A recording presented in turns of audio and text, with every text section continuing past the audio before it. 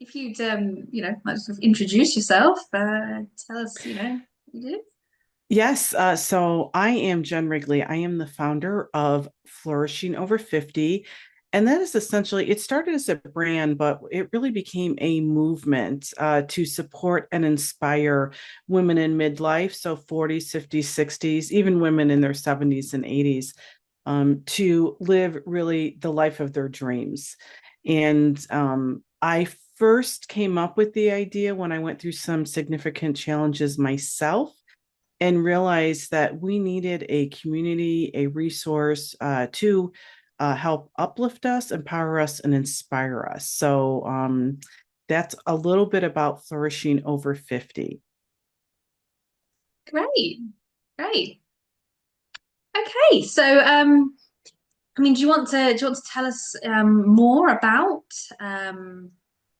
your sort of flourishing over 50 and why that Uh, sort of yeah, so that's a little bit about kind of the movement itself. But the other thing that I'm in the process of doing, and I hope to bring it into the world in this next year, is I have created a system called the Flourish Journey, specifically for midlife women. But the steps that I've created, the process I've created, could really help anybody. And again, this was born out of some of my own experience going through. I've had some significant grief and trauma in my life. For me specifically, it started when I was young and then would occur periodically. And then I realized when I got into my 50s, I had a whole bunch of things happen all at one time, pretty significant things. So, for example, my mother passed away. I was diagnosed with breast cancer and I lost my job. And this was all in about within a year's time frame. So it was significant. And I started to really understand that women of a certain age, in midlife specifically, but it could affect anyone at any age, we have this layering on of grief and traumas that impact us and affect us. And I woke up one day and I thought to myself, is this really what life is about? Is this all there is to life? And I was feeling pretty down. And what happens for many of us when we're in that place, we start to blame ourselves.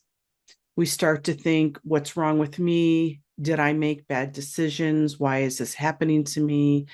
But what it really is a layering on of multiple traumas, griefs, or just even challenging situations.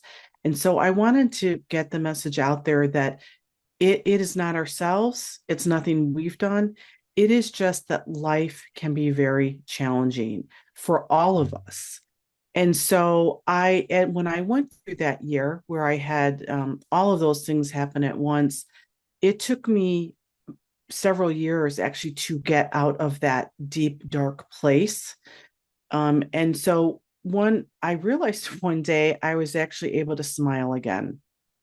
And I thought, wow, I've really come a far way. And I looked at all the things that I had done over those years to try to overcome that. And I started to create a process because I knew that if I could do it, I could reach out a hand and help other women do it. And so that is the flourishing journey for women in midlife. And it is a 7 step framework that helps women really start with where they are today.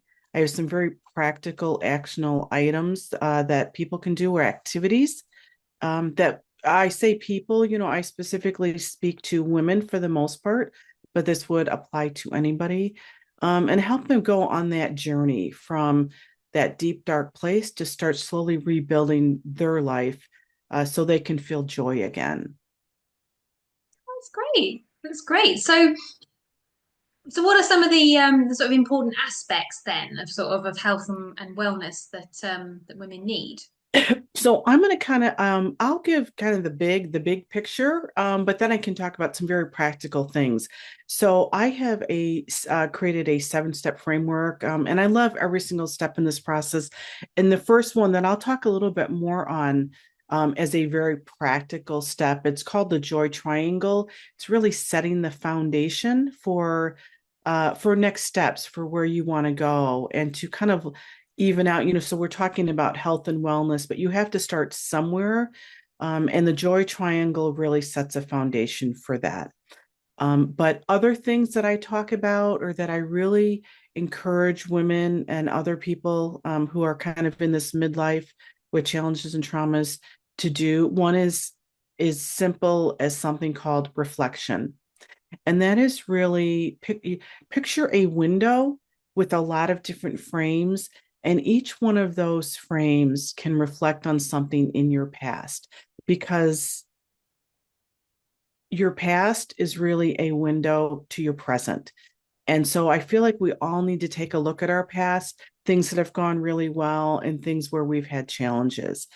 Because if you don't address them, when we talk about things like mental health and mental health challenges and just overall wellness, we all carry baggage from our past. And so taking some time to look at those and address those is really important. But I don't want you to get stuck there. The next really important step is your present. What is going on in your life today? And what I want you to do is to think about what are all those things that are going really, really well. Focus on those, but also make sure you think about things that aren't going well for you. Things, for example, like who and what do you love?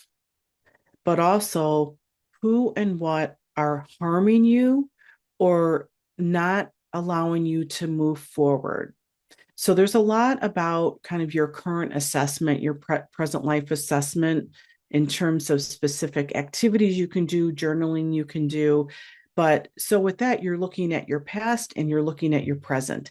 From there, though, most exciting is you get to start a mindset shift. So a lot of people talk about mindset and mindset shift and how important mindset is, but I really feel that you need to look at your past and your present before you get to the mindset shift. So I don't start off with that. That's after doing some assessments about your past life, your current life. And then for me, the mindset shift, and this is especially important for women and even more important for women in midlife is imagine the possibilities. And that is how I want women to start thinking about their mindset shift. You can't just wake up today and change your mindset out of the blue. But what you can do is start thinking through the possibilities for your life. So, what could life possibly look like? Could you imagine the possibility of things you might want to do or might be able to do? And it's really important for women to get over that mindset of, I can't do this, or I'm too old to do this, or I lost my job. Now, what am I going to do? So, it's really just about imagining what are those possibilities, starting to brainstorm and journal. And I encourage people or women to also think about bringing some type of art or creativity into this, draw it out, use music to inspire you. From then we do the mindset shift. And once we start feeling better about the possibilities, is where we get into the dreamscape. The dreamscape is all about imagining what your life could look like, but much more concrete. So we've gone from just imagining the possibilities and getting us to that mindset shift where we know there's a nugget inside us that says things can change for me. And then in the dreamscape, that's where you start dreaming and drawing these out and writing out what do you really want your life to look like. From there, we go into creating a toolkit to help support all of those things.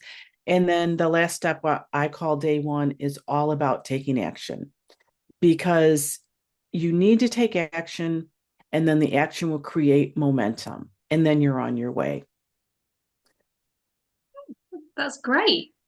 Great. Um,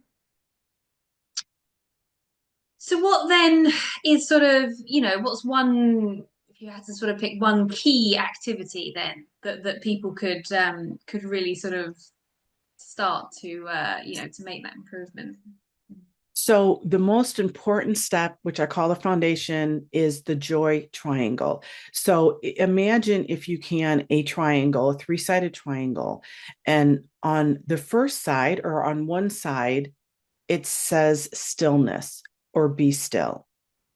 And then on the other side, it says intentional, be intentional. And then along the bottom line of the triangle is gratitude. So I encourage everybody, no matter where you are in your life today, but to really just set the foundation, think about what I call the joy triangle. And I think we all need to start our day this way. And it's really simple because it's just 3 minutes a day. I'm not asking you to meditate for 20 minutes, which is great if you can do that, but a lot of people can't get started that way. So spend 1 minute in stillness. And this is where it's really important. You have to put down your phone and you have to turn off the TV and just sit in stillness. And I know for some of you, you might have to go into the bathroom and lock the door to get that 1 minute. But just start with 1 minute of being in stillness. Then, once you're in stillness, spend 1 minute thinking about your intention for the day. And I really want to encourage all of you, it's not about your intention for what you want to get accomplished that day in terms of the grocery store or your to-do list or your work. It's more about, who do you want to spend time with? What do you want to give attention to? So more about your intention for living your best authentic life and what is most meaningful to you. So spend a minute on that. And then once you've done both of those, think about 1 minute of gratitude. And for gratitude, I know, if even if you're in a deep dark place today, I know there is something that you can think about that you could have gratitude for. And sometimes it's just, I'm grateful that I woke up today. But there's also little things, look, I'm in Michigan right now, it's snowing. I can look outside and I can either be like, wow, there's more snow, I'm going to have to go shovel, or I can sit in the beauty of that beautiful snow blizzard and be grateful that we have that moisture coming for the garden in the spring. But so think about gratitude a little bit more specifically, to what things are you grateful for, and what are some maybe everyday things that you don't also often give gratitude for. Oh, well, that's really interesting. That's a really powerful way of looking at it. And so often people say they don't have time for themselves. So I think that's yeah, that's really good. So, it's only 3 minutes. We've all got that, right? Right. Well, I encourage everyone to find a way to build it in. And that's why I started with such a, three minutes a day. It's best to do it in the morning, but really anytime throughout your day where you could get those 3 minutes, it helps really reframe and reset your mind for that day. Yeah, absolutely. Absolutely. Um, so are there other aspects of your program? Because you've obviously got, a very detailed program worked out there. There are other particular steps you want to sort of, talk more about? Tell us more about them? So the one that I think could make the most impact maybe on someone who's listening today or watching today is, one of the steps is, so I talk about the dreamscape, and that's really thinking about, what do you want your life to look like? Very specifically, what does your day look like, from morning till night? How are you spending your time? Things like that. But so I think people can do that and start thinking about that. But what I really am excited about is the reignite step that comes after you create your dreamscape. And this is, it's called reignite, and the whole purpose is to, okay, you've spent some time on your past, you've spent some time talking about or thinking through your current situation, you've made that mindset shift, or you're working through that mindset shift, and you've started to dream about what your life could look like. But reignite, which is the next step, is all about creating a toolkit to help support you. And what I love about this is everyone gets to create their own toolkit of things that are meaningful and inspirational to them. So this toolkit can be anything you want it to be, but I have some great examples. So, for example, what music inspires you? And for a lot of women, I feel they've gotten away from, well, what do I even really like?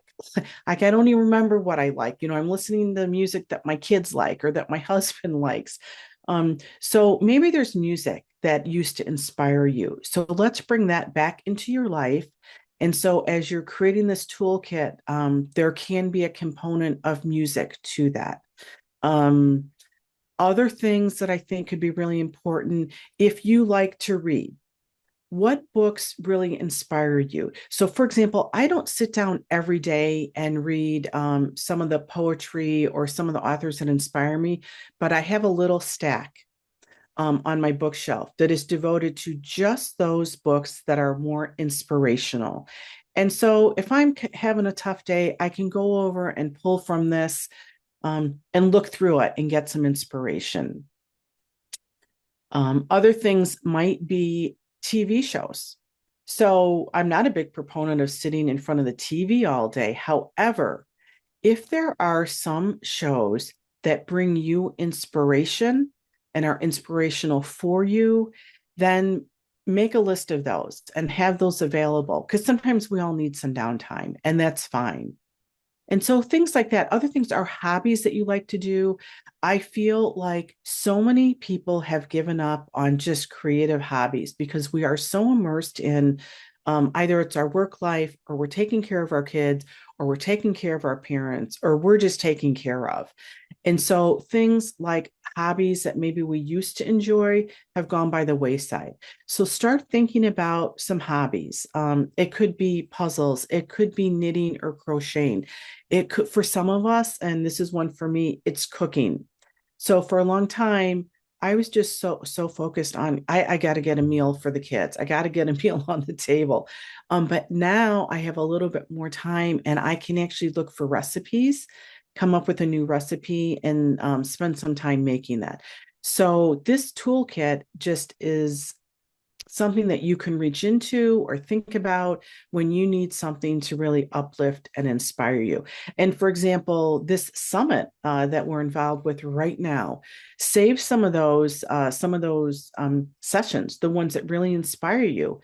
So, when you're having a bad day or you need a few minutes, you can go back and access maybe some of the summit presentations and be like, oh, I really like this one, and listen to it again. Yeah, yeah, that's really good advice. Is that something you find that particularly, as people get older, it's something that they maybe struggle with because I think maybe people have got very set in their ways, maybe don't, Yeah, realize. yes, so 100%. And again, part of that is because we're so busy, I feel, taking care of others. And it is more heavily weighted towards women in general. But believe me, there are plenty of men out there too that are very focused on taking care of their family. And a lot of the things that we used to love to do not only have fallen by the wayside, we really don't even remember. And so that's why it's really important to spend some time thinking, go all the way back, all the way back. So when I was much younger, I used to love to read, and I had remembered. I used to go into my backyard. So I came from a family of 6 kids, so it was just a bit crazy. I would go into the backyard and I would climb one of our trees, and I would sit in that tree and read a book. And so once I remembered that, it kind of triggered in me, oh, it's important to me. Like this used to be an important part of my life, just to sit by myself and read. So I think there are a lot of things like that. Another one that I haven't talked about yet is sports. Or when I say sports, maybe at a certain age it's more activity than it is a sport. But what things did you like to do when you were younger? Did you maybe you ran track or maybe you skied, anything like that, things that you used to do. Now is a really good time to start thinking about them and slowly reintroducing them and bring them back into your life. Yeah. Yeah, excellent. Yeah, I think that's again. There's so many activities you do as a child and enjoy, and then they sort of never happen again. Do they? Right, right. Yeah. Oh, that's great. So yes. Any other aspects of this you particularly want to sort of talk about? So when I think about health and wellness and really what this summit is about, I think the most important thing is so we talked a little bit about taking those 3 minutes a day with the joy triangle to uh, sit in stillness, be intentional, and have gratitude. But that's really just a foundation. And what I want everyone to think about is give yourself some time in the day that's really just for you. So I know I've talked about the fact that we tend to be very busy. We tend to be taking care of other people, but I'm a big fan of the saying, if not now, then when? And so I want people to think about that, regardless of your age or your gender, but think about your life. If you're not going to do it now, then when are you going to do it? And that really is just a prompt for you to spend some time thinking about what is most important to you and how can you start bringing those things into your daily life, especially when it comes to health and wellness, because I'm a firm believer that a lot of the challenges we have around health and wellness come from the fact that we just are not in alignment with what is most important for me to be healthy and to have overall wellness. We've completely gotten away from those things that are most important to us as individuals. So we all know there are some general health and wellness things that yes, take some time, and maybe you use this time to focus on some of those, but also think through for you specifically as an individual what's important to you. Yeah, that's great. That's great. Um, so if people want to obviously find out more about you and follow you, so where can they find you? So you can find me on Instagram and Facebook and YouTube at Flourishing Over 50 with the 50 spelled out. And my goal is to provide support and inspiration primarily for women in midlife. But I think, all of the things that I talked about and the steps that we talked about and the seven-step framework could really apply to anybody. Yeah. Okay, that's great. Um, So, for people that are watching or listening, I have a free gift, which is a 30-day self care challenge. So, we'll make sure there is a link for that. But essentially, this gets to I've talked quite a bit about taking time for yourself. And I know it's not easy. I know it's easy to say. So, I have a 30-day self care challenge, which is just a way to get started with 30 ideas. Small little steps you could take each day to start taking care of yourself. I'm a firm believer that self care is health care. That's one of my mantras. So you'll find it linked somewhere in the show notes or below. But feel free to sign up for that, and you will get a 30-day self care challenge. that's lovely. Thank you.